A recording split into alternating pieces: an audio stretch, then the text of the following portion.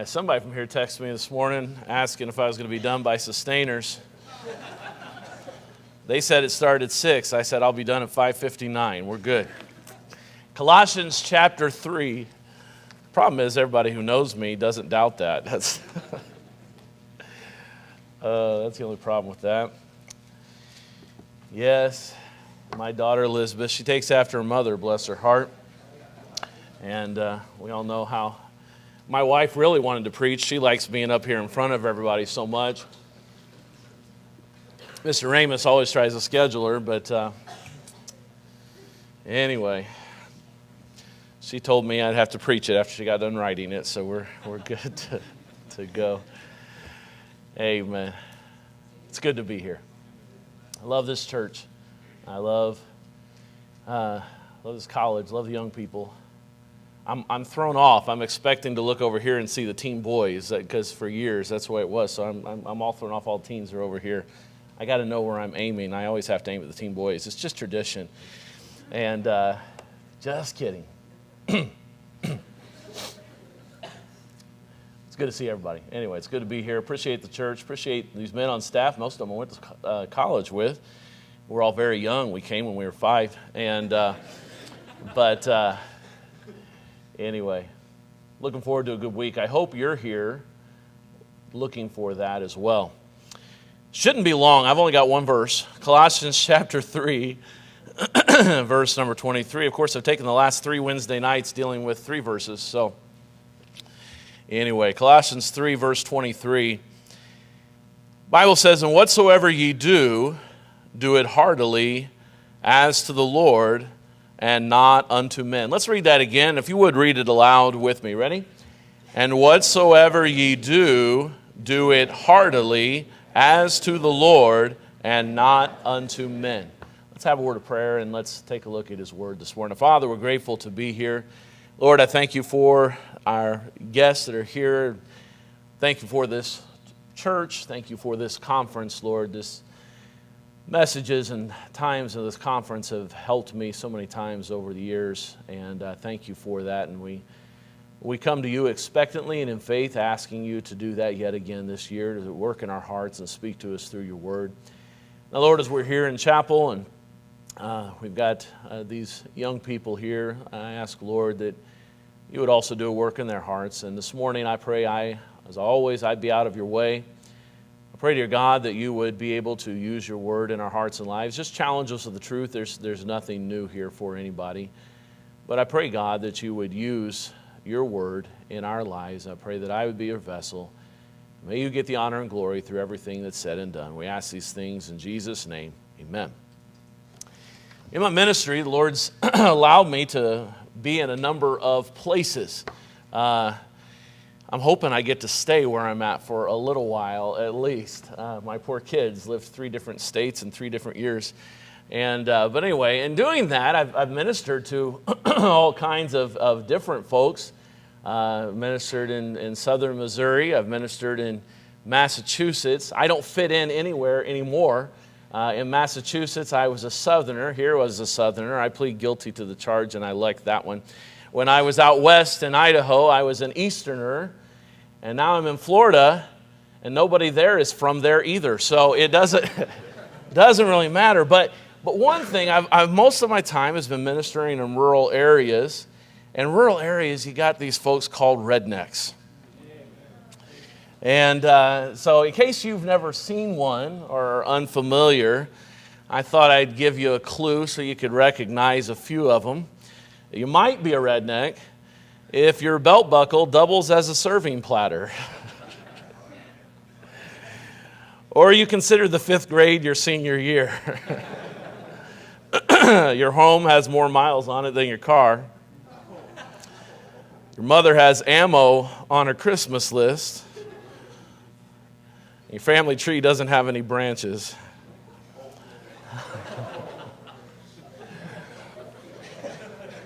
I love how that just slowly rippled over, and some of you got it a little bit later. Now that you girls are caught up. Just kidding. Don't take that the way I meant it. You might be a redneck if you have more guns than teeth. Or I like this one. You have an Elvis Jell-O mold.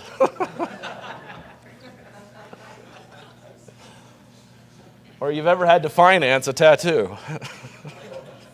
Your lifetime goal is to own a fireworks stand. And your parakeet knows the phrase, "Open up, police." Might be a redneck if you have more than two brothers named Bubba or Junior. Or you think that taking your wife on a cruise means circling Dairy Queen. Your front porch collapses and more than 6 dogs are killed. Or you go to a family reunion so you can find Mrs. Right. Ouch. Oh. And in tough situations, you ask yourself, what would Curly from the Three Stooges do? But the rednecks decided to get revenge. And so they wrote their own about Yankees and Northerners and city folk. And as I read them, though, they called them blue necks. But as I read them, I don't think any of the blue necks are insulted. But you might be a blue neck if you don't even have one can of WD-40 somewhere around the house. You might be a blue neck if the last time you smiled was when you stopped somebody from getting on an on-ramp on the highway.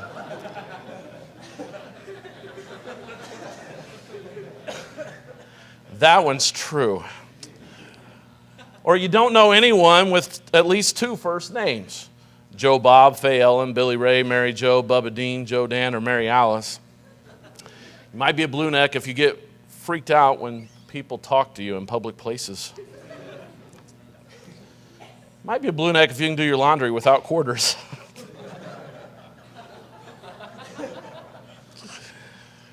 This is true. I was in Massachusetts. Somebody invited me over for a barbecue. They never once brought out barbecue sauce. So you might think of barbecue as a verb meaning to cook outside, or that Heinz ketchup is spicy. Now, any good Missourian knows this one. You might be a blue neck if you've never had a moon pie, you never had an RC Cola, and you've never enjoyed an RC Cola with a moon pie. None of you understood that. But brother, you know what I'm talking about, absolutely. And you have no idea what a polecat is. And you've never planned your summer vacation around a gun and knife show. But anyway. Now, true as all that is, being around rednecks, there's a phrase I've often heard that I call the redneck motto. But being in ministry for nearly 25 years now, I find the redneck motto is not just for rednecks. It's a phrase you might have heard. Well, it's good enough for who it's for. Maybe you've never heard that. That tells me you've never been around rednecks. But the idea of the phrase is often used when something you're doing isn't quite as good as it should be, but you're not going to spend any more time doing it. I worked at a Pizza Hut once, and one of the cooks there said that I was a delivery driver and all these other things, but they wanted me to help them with the cooking, and so I'm sitting there, I'm doing that, and I'm asking the guy, the cook, I said, what about that? He goes, you know what? It's good enough for who it's for. And I wanted to look at him like, what does that mean? But he lived by that. And I don't know that anybody necessarily intends it as a harmful phrase, but it got me thinking. It's good enough for who it's for. Begs a question. Who is it for? The verse we just read, whatsoever you do, do it heartily as to the Lord and not unto men, gives us the answer. Who's it for? It's for Christ. You say what? Whatsoever. Everything. So this morning, I don't remember if I gave you the title or not, but I'd like to make the case for excellent Christianity. There's good Christianity. There is Christianity. There's casual Christianity or halfway Christianity, but those are all the opposite of what God has laid out for us in this verse. In this verse, it's very simple. What God wants is excellent Christianity. I look around this world and I see a lot of people that strive for excellence in a lot of things. They strive for excellence in sports. They strive for excellence in academics. They strive for excellence in making money. They strive for excellence in their career. They strive for excellence, but whenever you bring up, listen, this is what you need to do for Christ, they say, but hold on, it's good enough for who it's for. What that tells me is who they believe it's for is themselves. And so therefore, they live what I call casual Christianity. I want to get into this verse and learn some things about what excellent Christianity is. But before, by way of introduction, let me give you 5 quick enemies of excellent Christianity that I want you to be aware of, because if you allow these in your life, everything else I'm going to preach isn't going to help you. So 5 quick enemies. The first one's the enemy of indifference. The enemy of indifference. Indifference says it doesn't matter how or if it gets done. I will do it if I have time. I've been in churches where you ask somebody, can you sing a special on such and such Sunday? Well, if I get something ready, I'll be ready. Oh, you'll know. Okay. Was that a yes or a no? Well, if I get it ready, what are they saying? I'll be happy to serve God by singing a special if nothing else stops me from taking time to practice. Total indifference. There's the enemy of indolence. Now, I'm in college. You all should know what that means. But just in case, it had to start with an I, and it means laziness, okay? All right? But basically, it just takes too much work. Preacher, I like to read my Bible every day, but well, that just takes too much work. I'd like to study this out, but it just takes too much work. I'd like to go soul winning. I'd like to learn how to serve God in some area, but it just takes too much work. There's the enemy of indulgence. I don't have time because I'm so busy with fill in the blank. It all boils down to something called, that Paul calls in 2 Timothy, the affairs of this life. He said in 2 Timothy 2:4, no man that warreth entangleth himself with the affairs of this life. Indulgence says, I'm too busy doing other things. I've got other plans. I've got other goals that I'm aiming for. And what you're asking of me is going to take away from that and require me to actually focus and work at my Christian life. I don't have time for that. I've got other things to indulge in. I've dealt with these last 2 all too much recently. There's the enemy of immovability. Any pastor knows this one, especially if you've ever taken a church that's been around for a little while. Immovability says, I'm fine with the way things are. I don't see a need to change. And no one can teach me something I don't already know. This isn't hard to find. You can usually find it in the nursery. You want to find somebody who knows everything, ask a 4 or 5-year-old. And the age on that just keeps growing. Every year my daughter gets older. But it's true. Unfortunately, I find it in far too many churches. Let me help you out something real quick. Young people, especially if I could help you out. You're not dead. Wasn't that brilliant? Wasn't that brilliant? So guess what that means? You still have something to learn. And that won't change even if you're 162 in a nursing home. If you're still alive, there's still something you can learn, and God's still got you here for a reason. We should never reach, and that's why I say it's the enemy of excellent Christianity, because if you're unteachable, you can never learn how to be a better Christian. And we all need to learn how to be a better Christian. The final one, this one is another one. It's what I call the enemy of indoctrination. It's along the lines of immovability, but it basically says, I've already learned all that I need to know, and I will interpret everything through the lens of my teaching. Be careful who you read and who you listen to. Just because they've got a TikTok channel, which why in the world you'd want to be on something and give China all your information, I have no idea. But just because they've got a TikTok channel or they've got a YouTube channel doesn't mean that they have a clue. It just means they know how to market. It doesn't mean they have a brain in their head. And it definitely does not mean there is a single ounce of spirituality in them or truth that maybe they can lay out for you. Watch out. Be careful. Because I've just dealt with a whole bunch of people that in their 20s were taught a false doctrine and they cannot be moved from it.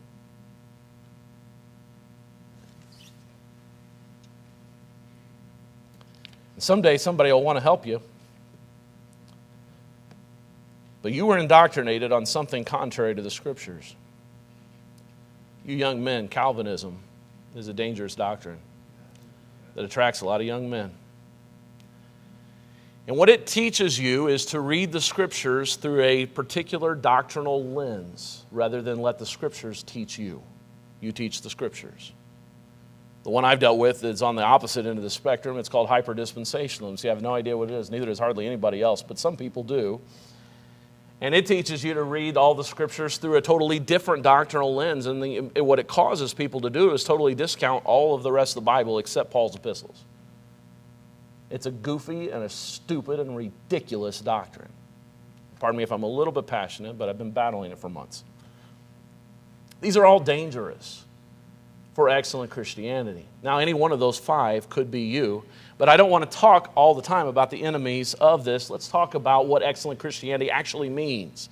And we have it listed for us here. I'd like you to note, first of all, the parameters of excellent Christianity. He lays it out in the first 4 words here of Colossians 3, verse 23. He says, "And whatsoever ye do." I want you to note that excellent Christianity let's go back for a second. What am I talking about with Christianity?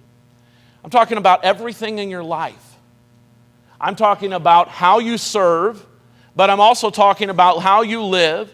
I'm talking about who you are. I'm talking about your dedication to God. I'm talking about your dedication to go out and tell people about Jesus, to go soul winning. I'm talking about your dedication to saying no to the things of this world and the things that the flesh comes up and tries to get you on and the temptations that the devil will bring to try to destroy you. I'm talking about whether or not you're going to get pulled aside by the affairs of this life, by friends, by movies, by influencers, by social media, by internet, or whatever it may be, or simple fact that you just don't want to be all serious about God. Listen, I'm telling you, if you got saved, you were born again into a new family, you have a new purpose, and it's time for you to learn to turn your eyes on this world. You're a pilgrim here. You're a stranger. You're just passing through. And your Christianity is not supposed to be only what happens at Bible college, only what happens in the Christian school, only what happens when you're at church. You guys are going to go home.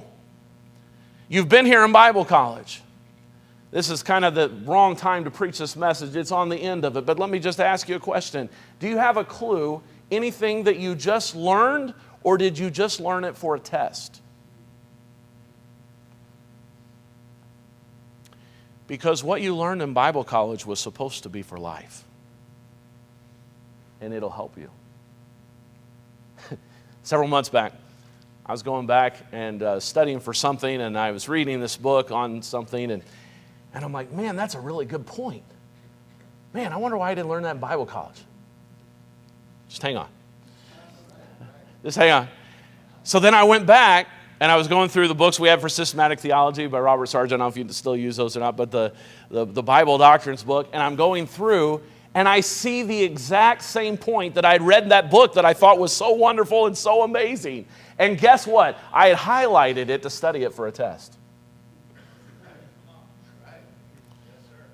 Now, 20 years later, I'd forgotten it because I didn't review what I was learning. I know a lot of preachers come through here. I sat through. It often became a joke. I was sitting in there in Bible college, and every preacher came through, and they said, you know what? All the things I learned that helped me in Bible college, I didn't learn one of them in the classroom. And no offense to any preacher who may have said that. But we all always sat there and looked at each other and like, why are we here? I'm going to tell you, I don't find that to be true. I learned a lot of things in the ministries in the church here. I praise God for that. But I learned a lot of things in the teaching. And I'm not saying anything about, but things have transitioned and a lot of things here. And I'll tell you something, the quality of the education you're getting, I believe, is even better than some teachers that I had. Because you don't want to know where those teachers are. You're getting a good, sound education, but it's not going to help if you don't take it and use it in life. When I was a youth pastor here, we had a thing called DYF night. Pastor Mitchell, you helped with some of those. Those were fun. And it was Defend Your Faith. And we had all kinds of different things going on. But basically, it was a youth group against all these college professors. It was great. It was so much fun. But I had all these questions that they had to answer the truth on, and they had to present the truth to the DIJ, the Department of Impartial Judges, and then the Council of False Advocates, men like Pastor Mitchell. They were presenting the false side of things, and then the judges had to decide who presented the better case. And I don't know how much all the teens got out of it. I felt it was helpful. But I do know one. When she got out of high school, she went to work. And she came home, and her mom asked her and said, "What was work like?" She said, "Mom, it was DYF night every night." She said, "All of the questions that Pastor Parrish told us to study for, I've been asked every single one of them." I didn't even know she was paying attention, so I was glad that she actually learned something from that. My point is this. I think somebody said it yesterday, there's no shut-off time for your Christianity. So what part of it is supposed to be excellent and what part is not? Well, the answer is right there, whatsoever. It's all-inclusive. I'd like you to note also it's personal. He said, "And whatsoever ye do." That ye's in the plural was written to the church at Colossae, so he's talking to all the Christians there. It would be our version, the southern version would be y'all, but it would be our version of you all. But the bottom line is, he's saying, this is everybody, but it's personal for you. Whatsoever ye do, and then I want you to note it's also a responsibility because you have the word do. That means you're going to have to actually do something. To be a good Christian, you're going to have to do something. Sometimes I think we can just sit there and just all of a sudden magically we're going to become a good Christian. Now, there's two aspects of it. You've got to understand this. I've been teaching on Joseph in our Sunday school, and I've been telling our folks, I said, when it comes to character, you have to understand there are two aspects to character. One is the aspect that God is working to develop the character in you. And the second is you learning the lessons God's trying to teach you by responding correctly. If you study Joseph's life, you'll find that God was developing character in him. At the same time, Joseph showed great character by responding correctly to every situation. The truth is the same for you in every aspect of your Christian life. Yes, God is working in you to change you and to develop you. It's a transformation from within. That's why he said, "Be not conformed to this world, but be ye transformed by the renewing of your mind." But then he says, "That ye may prove what's acceptable, the acceptable and perfect will of God." You've got to do something. So whatsoever you do, it's all tasks that you are given by others, all tasks that are given by God, all tasks and goals that are taken on by self. The parameters of excellent Christianity is whatsoever ye do. And then let me give you 4 quick principles also found in this verse. He says, whatsoever ye do, and then I want you to notice the next 2 words. Do it. I wonder if Nike read the Bible. Somehow I doubt it. Do it. First principle of follow-through. Principle of follow-through. You young people right over here on the side, in teens. You're learning, probably not from your peers. You learn too much from your peers usually, but you're learning from your teachers and preachers and parents. They're investing in you the kind of Christian you need to be. Are you hearing only, or are you doing? College student, you paid a decent amount of money, or somebody did, for you to come for the last year to Bible college to learn. Now you got to step out of here. What are you going to do with it? Next week, some of you are going to graduate, going to go into your ministries. Maybe that God's called you to. Maybe you're going to go back home and serve in your church. What are you going to do? Well, man, at Fairhaven, man, I was on the bus. Man, I was in Sunday school. Man, I was in nursing home. I was going out soul winning. You get home to your home church. What are you going to do? Well, I'm home.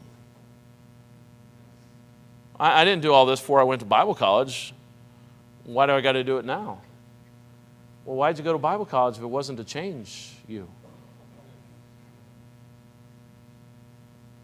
What are you going to do? You've been given a lot. Folks have invested in you. It wasn't for no reason. It was for you to go and serve God. What rejoices the heart of everyone here is when people come here and they graduate, or maybe they just come for a year or two and they go back so they can serve in their home church, and they come out. Brother Ramus comes by and he visits with them and says, man, I got graduates and people who went to Bible college. They're serving God in their churches all over the place. Listen, that's what it's supposed to be about. Follow through. Whatsoever you do, do it. Live for God. Serve God. Follow through. You got to work to keep the Christian life. How many times does God say, watch, be sober, be vigilant? Why does he say that over and over? Well, in one verse he tells us, because your adversary, he's your enemy, the devil, walketh about as a roaring lion, seeking whom he may devour. He wants to destroy you. And I, for one, am sick and tired of losing people to him. But he doesn't have to win a Christian. He only wins the Christian because the Christian chooses to let him win. Why? Because greater is he that is in you than he that is in the world. Because I can do all things through Christ, which strengtheneth me, or because, nay, in all these things we are more than conquerors through him that loved us. Follow through. You're going to have to put some energy in it. You have to put some time into your Christian life. This means there should be some times when you get alone with God and you say, God, where am I at? You can do it how you like. For me, it helps me. I get alone. I've got a clipboard and a paper and a pen and God. And I just say, okay, Lord, where am I at? Sometimes I'll make a list. Okay, I'll say my marriage, my family, my ministry.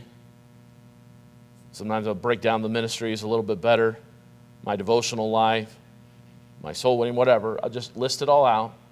And then I'll take each one of those headings and I'll say, okay, God, what do I need to work on in this area? I'll let him show me in each of those areas. And then I go and then I say, okay, now how am I going to follow through on what God has just shown me? What can I do about this? And then I try to get at that. Then about 3 or 4 months later, I come back and see how miserable and pitiful I am and how much I failed. And I start all over again and go forward. But there's no other way to go forward until you at least at some point take stock of your life and say, how can I do more? For about 10 months, I came here trying to figure out where I was going to go. And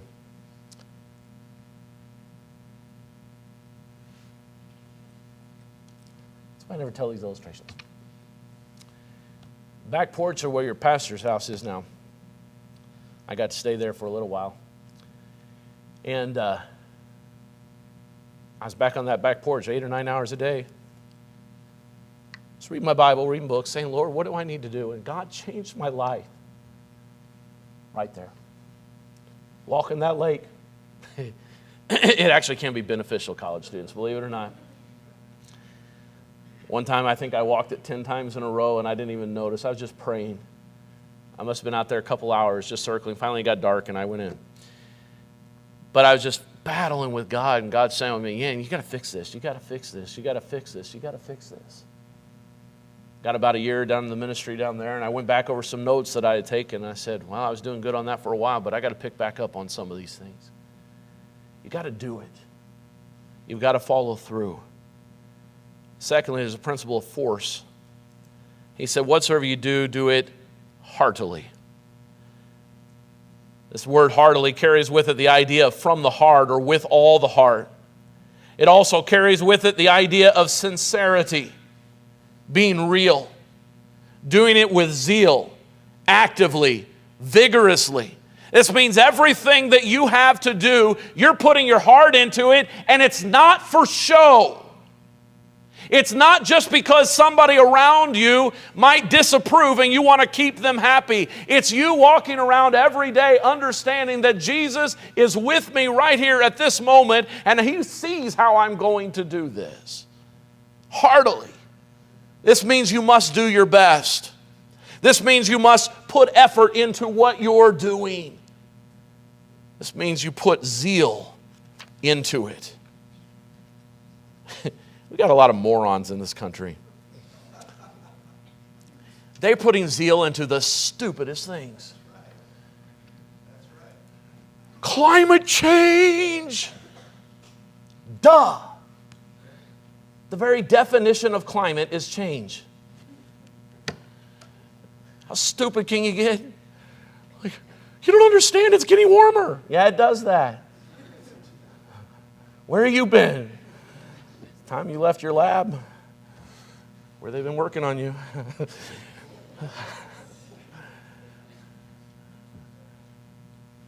From the river to the sea. Do you know what that means? Yes, it means they paid me to say that. 9 times out of 10, all those protesters and nut jobs you see on there, they're all just getting paid, bust in. You go back and trace it, incidentally, they're paid by the same people that paid Antifa 4 years ago. Why is it going on? There's an election year. It's not hard to figure this stuff out. But man, they get passionate. Ah, yeah. Saw a video one time of a guy, he got out there with a microphone. He says, can any of you tell me why you are here? There must have been 300 or 400 people there. After a while of him yelling that, they all just got quiet and listened to him. They were passionate about what they were doing. They had no idea they were making money. Somebody, please tell them I said hello. But it was, people get zealous about so many things. Some people are sports people. I stopped even considering being a sportsman. The minute somebody kneeled for my flag, I'm done with them. They need none of my money, and they need none of my attention. You paid attention to them, that's your prerogative. That was a nicer word. I was going somewhere with that. People get out there freezing cold. Shirt off, painted one color on one side and one color on the other, going, because some fat guy ran with a pigskin. Look at the irony of that one.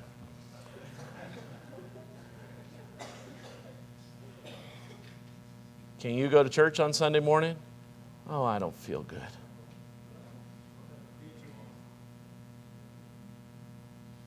Can you get excited about, why are those preachers always yelling amen?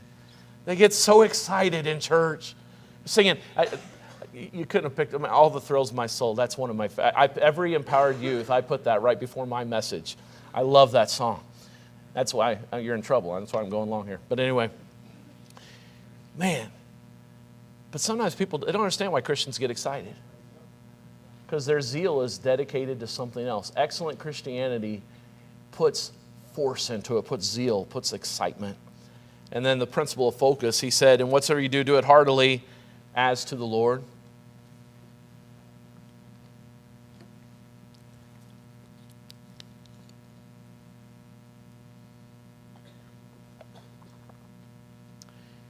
If you're living the Christian life and you're trying to serve God,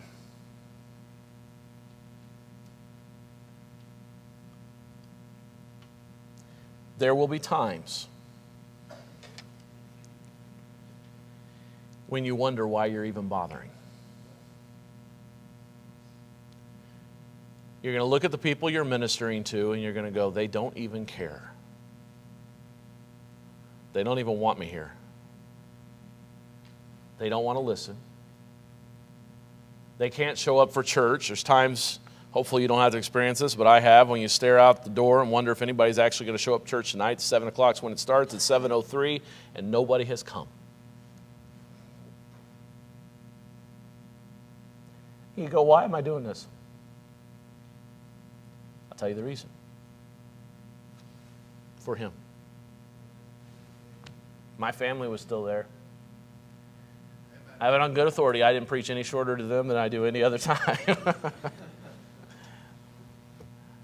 God said, you got 3 kids and a wife.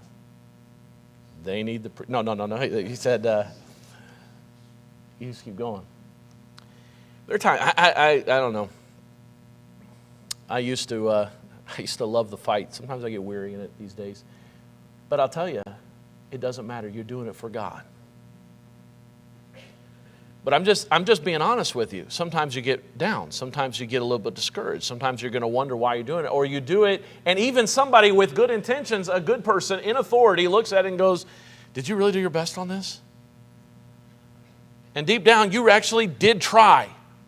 Now, don't just take what I just said as an excuse for you to never try. And like, you know what, Pastor Parrish said, I don't need to care what the authority said. That's not what I said. But there are times when you do your very best, and as authority, we just don't quite catch that. Sometimes we might say something that didn't mean it critical, but sometimes it comes across, and you're just going, you know what? I did it, and so didn't do it. Or sometimes along the way, you're going to be serving God, and people that you respected and you looked up, you're going to watch them fall, and you're going to look at yourself and say, well, if they can't stay on the course, how in the world am I supposed to? It's very simple. You need to remember, you've got to focus, remember why you're doing it. You're not doing it for men. And that's why he gives you the third principle there, the fourth one, the principle of forgetfulness. He said, as to the Lord and not unto men. So putting all that together, let me just put it this way. Everything that you do, you need to see Christ as your motivation. You say, well, I'm just cleaning a bathroom. Well, do you want Jesus to come in and see that mess? Or are you going to clean it up? You're like, well, it was a long day on bus, and I'm just really, really tired, and I know I'm supposed to sweep the bus, but I think I'll just pick up some of the big stuff, and nobody will notice if I actually swept the bus. Maybe they will, maybe they won't, but God's there, and He saw you, and He sees it. Why are you doing it? Are you doing it for God, or are you doing it for your bus captain? See, when the rubber meets the road on a lot of this, you know what you're going to find out, at least I find out myself, you know how it's just all too often I find that I'm doing things for people and I didn't even realize I was. I get so hurt by their disappointment. And I forget that all that really mattered was, is God happy with what's going on? Because here's what I know. One day in eternity, when I stand before the judgment seat of Christ, it'll be me and God. Nobody else. And I sit there and say, but God, you don't understand. I stopped because they were disappointed in me. I stopped because my friends weren't doing it. It seemed like I was a fanatic and nobody else was excited about doing things for God. And God's going to say, I don't care. Never was about your friends. It was about you and me. You must see Christ as your overseer. You must see Christ as your inspector. And don't let the fickleness of men distract you. I can preach a message and one man get up and say, oh, that was just fantastic, Pastor, man, I just love that. And then I can preach another message that night and go, you know what, I didn't care for that. Like, wait a minute. You just told me what a great preacher I was this morning, and now you don't think so. We got people who left our church in the last 4 months, and they've told me for months what a great preacher I was. There was no other good preacher in the whole area, and now they're not even coming to church. And one of them texted me Sunday morning and told me I need to go back selling pizza. No lie. So what? Just because you're old and backslidden doesn't mean I have to be. I do it for God. Doing it for God. Now, I've been a little more open and transparent than I planned this morning. But I want you young people to understand, because I think you believe sometimes, I did, when you get out and you're serving God, everything's going to go perfect, and as long as everything's going perfect, I'll serve God. But when the difficulties come, I don't have to keep giving it my best. You give it your best when it's hard. You give it your best when it's easy. You give it your best when people are watching. and you give it your best when people are not watching. Because the one thing you know is that God is always with you and God is always watching. But there's also a purpose to this. In verse 24 and 25, he finishes this out and he says, knowing that of the Lord ye shall receive the reward of the inheritance, for ye serve the Lord Christ. But he that doeth wrong shall receive for the wrong which he hath done. And there's no respect of persons.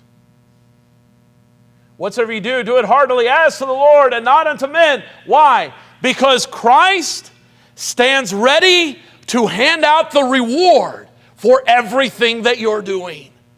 That's why it's so much fun when we sing, "It will be worth it all."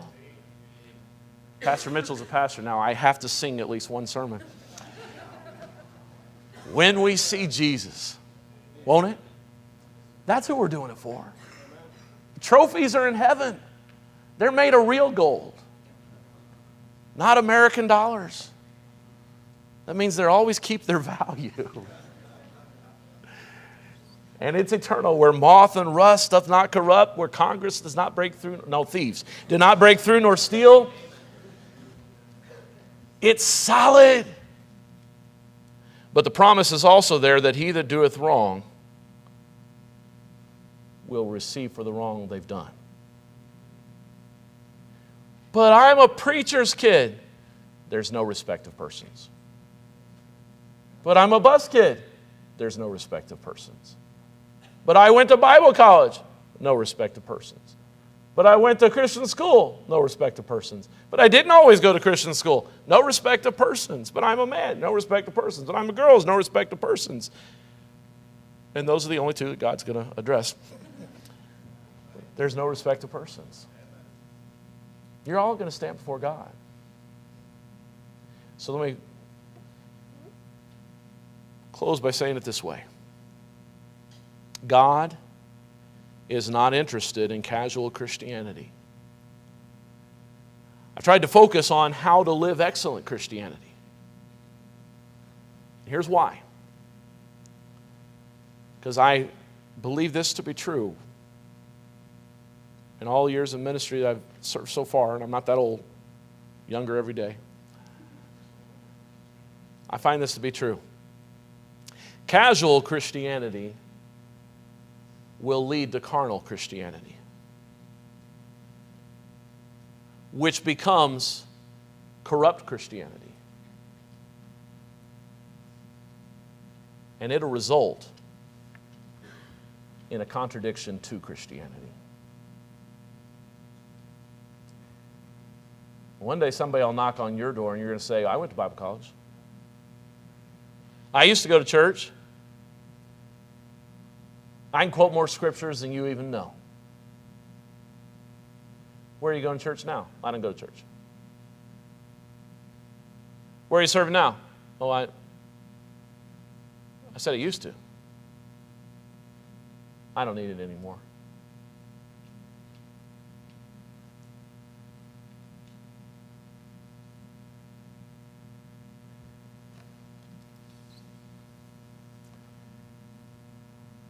A lot of our ministry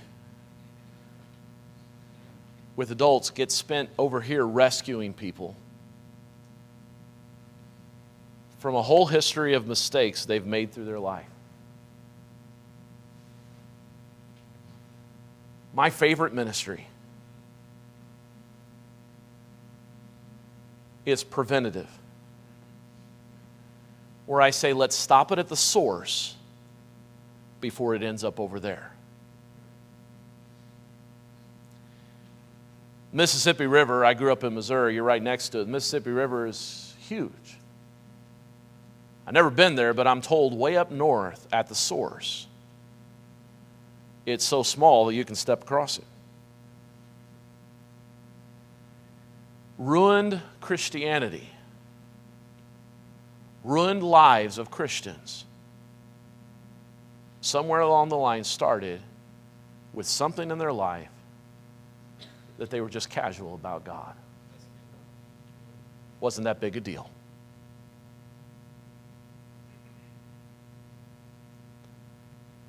What if, when Jesus went to the cross, he had begun negotiating? I'll take the whip, but not the nails. I'll take the whole experience of the crucifixion, but not the separation from the Father, not all the sin placed on me. Got the privilege right before Easter to participate in something I'd never seen. It was fun, but 7 independent Baptist preachers got together. Well, what was really exciting is we all preached less than 20 minutes. None of our congregations thought we could do it. But each preacher had 20 minutes to preach on one saying from the cross. There was no interruption except in between every preacher was a song, a hymn. For 2.5 hours, all you did was sit there and think about the crucifixion. When I got done with that, I came away, and it made the resurrection so much more exciting on Sunday. But I came away from that thinking he didn't hold back anything. He gave everything. From the cross and the worst of pain, he pulled himself up to get enough breath to say, Father, forgive them. To say, today shalt thou be with me in paradise. To say, woman, behold thy son, and son, behold thy mother. And then he said, it is finished. Into thy hands I commit my spirit. He didn't say, God, I've got to stop halfway through here. When he went to that cross, he gave it all. What will be said of you? Let's all stand, our heads are bowed and our eyes are closed, nobody looking around.